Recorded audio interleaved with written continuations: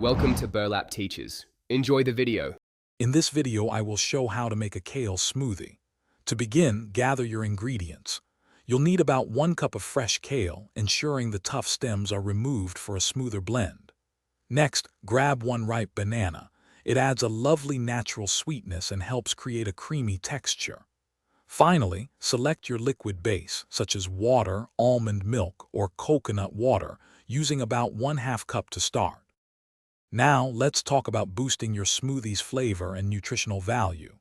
For a colder, thicker consistency, toss in about 1/2 cup of frozen fruit, like mixed berries or mango.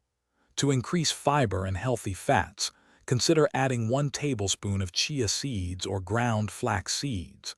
If you're looking for a more substantial meal replacement, 1 scoop of your favorite protein powder works wonderfully. Achieving the perfect smoothie texture is all about the blending order. Always pour your liquid ingredients into the blender first. This helps the blades move freely. Next, add your softer ingredients, like the banana, before packing in the kale and any frozen fruits. Start blending on a low setting, then slowly increase the speed, allowing it to run for about 60 seconds until completely smooth. Once blended, give your smoothie a quick taste test. If you prefer it sweeter, a small drizzle of honey or maple syrup can be added. If the consistency is too thick, simply add a splash more of your chosen liquid until it reaches your desired texture.